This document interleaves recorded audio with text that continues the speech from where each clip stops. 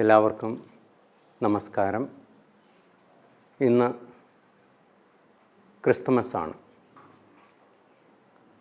ലോകത്തെ രക്ഷിക്കുവാൻ ദൈവപുത്രൻ മനുഷ്യനായി പുൽക്കൂട്ടിൽ പിറന്നതിനെ ലോകത്തിലെ എല്ലാ ക്രൈസ്തവരും മാത്രമല്ല ലോകം മുഴുവനും വലിയ ഒരു ആഘോഷമായി കൊണ്ടാടുന്ന ദിനമാണ്.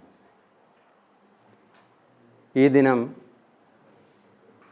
നൽകുന്ന വലിയൊരു സന്ദേശം ദൈവം മനുഷ്യനെ അത്രയധികം സ്നേഹിക്കുന്നു, കാരണം മനുഷ്യനെ വിലമതിക്കുന്നു. മനുഷ്യൻ്റെ പ്രത്യേകത അവന് ദൈവിക അംശമുണ്ട് എന്നുള്ളതാണ്. അവൻ്റെ ബുദ്ധിയും ആലോചനയും ഇച്ഛാശക്തിയും എല്ലാം സ്നേഹിക്കുവാനുള്ള കഴിവും ഇവയെല്ലാം ആത്മീയ തലത്തിൽപ്പെട്ടതാണ്. ഭൗതികമായതുകൊണ്ട് അവയെ പൂർണ്ണമായും നിർണ്ണയിക്കുവാൻ സാധ്യമല്ല. ലോകത്തെ മുഴുവനും ആശ്ലേഷിക്കുന്ന സ്നേഹമാണ് ലോകത്തെ നന്മയിലേക്ക് നയിക്കുന്നത്. മാതാപിതാക്കൾ മക്കളെ സ്നേഹിച്ച് വളർത്തുമ്പോഴാണ് അവർ നല്ലവരായി തീരുക. മാതാപിതാക്കളുടെ സ്നേഹം ലഭിക്കാത്ത കുഞ്ഞുങ്ങൾ പലപ്പോഴും സമൂഹത്തിനും വിഷമം സൃഷ്ടിക്കുന്നവരായി തീരുന്നുണ്ട്. അപ്പോൾ സ്നേഹത്തിൻ്റെതായ ഒരു സമൂഹത്തെ പടുത്തുയർത്തുക എന്നതാണ് ക്രിസ്മസ് നമുക്ക് നൽകുന്ന സന്ദേശം. ദൈവം ലോകത്തിൽ വന്നതും അതിന് തന്നെയാണ്. നീതിയും സമാധാനവും കാരുണ്യവുമാണ് അവിടുന്ന് പ്രസംഗിച്ചത്. ദൈവത്തിന് സ്വീകാര്യമായ വത്സരമെന്ന് അവിടുന്ന് പ്രഖ്യാപിച്ചതും അത് തന്നെയാണ്.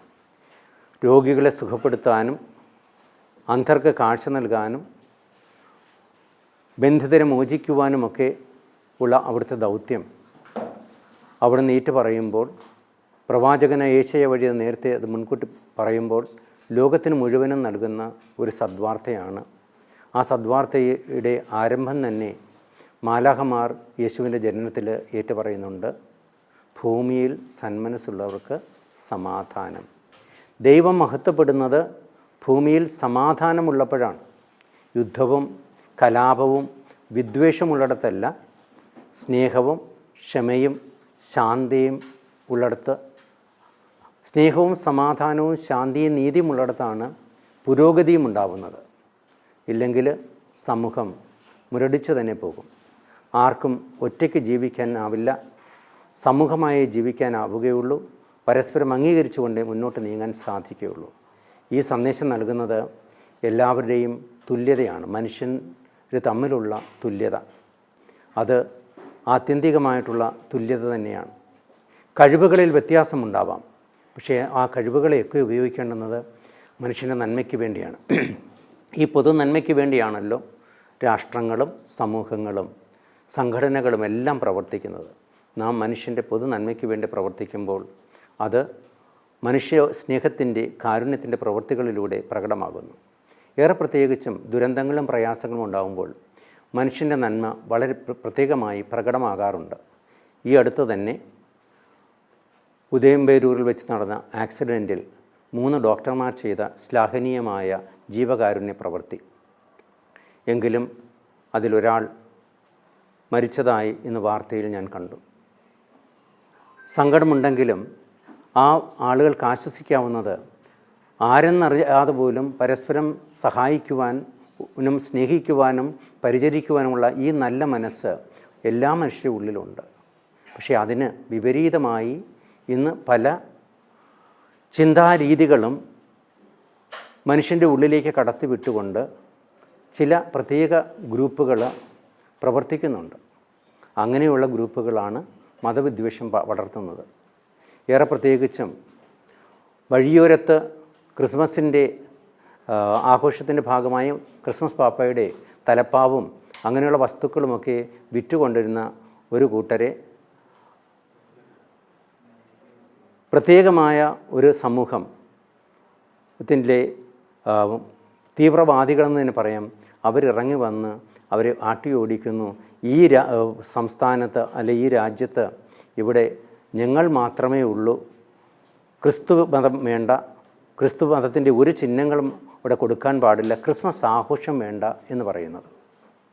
വളരെ കഷ്ടപ്പെട്ട് അവരതെല്ലാം കെട്ടിപ്പിറക്കി പോകുന്നത് കാണുവാൻ സാധിച്ചു.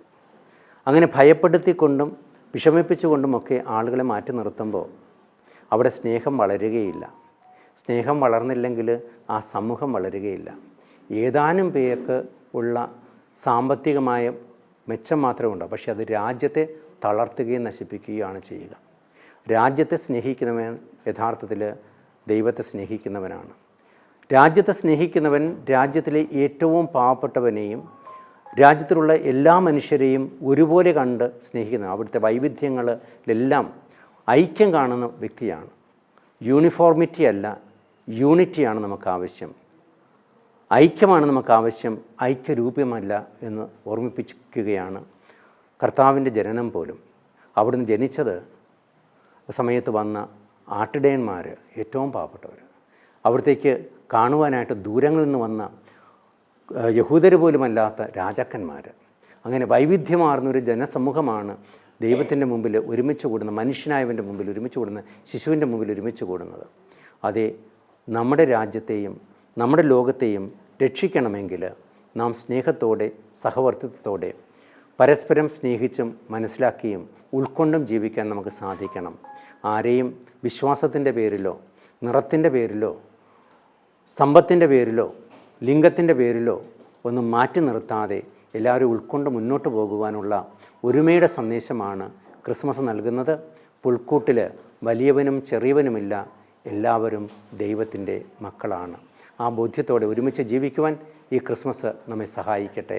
എല്ലാവർക്കും ക്രിസ്മസിൻ്റെയും നവവത്സരത്തിൻ്റെയും ആശംസകൾ.